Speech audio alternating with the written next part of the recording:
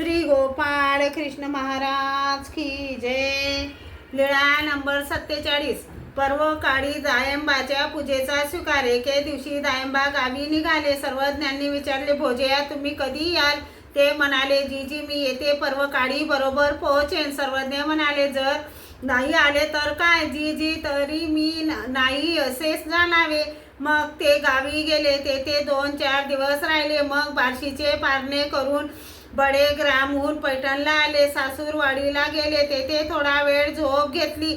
मग बाजारात जाऊन पाने सुपाऱ्या घेतल्या आणि निघाले। तेव्हा द्वादशी संपून त्रयोदशी सुरू झाली। ते सरळच्या रस्त्याने सावरखेड्याला आले। तेव्हा पहारेकरी गस्त घालत होते। पहारेकऱ्यांनी अडवून विचारले, तुम्ही कोण? दायंबा म्हणाले, आम्ही सर्वज्ञांचे।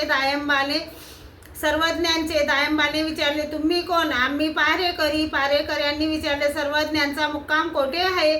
दायंबा म्हणाले, खडखुलीला।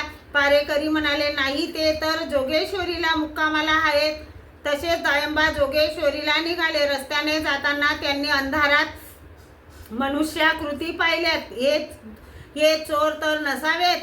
मग त्यांच्या अंगावर रेशमी वस्त्रे कसे? मग ही काय देवता? पण देवता तर आमचे काही करू शकत नाहीत असा विचार मनात करून खडा मारला। तेव्हा ते बुजगावणे दिसले। मग दायंबा पुढे चालू लागले। मग मनाशीच म्हणाले, लोक भितात ते अशा प्रकारे। मग ते जोगेश्वरीला आले। दोन्ही देवळात सर्वज्ञांना पाहिले। ओसरी पाहिली, गुंफा पाहिली, तरी सुद्धा सर्वज्ञ दिसले नाहीत। मग म्हणाले, आता झोप घेऊ, उद्याला सकाळीच सर्वज्ञांच्या दर्शनाला निघू। मग 2 गावी जावे लागो अथवा 4 गावी जावे लागो। मग झोपले।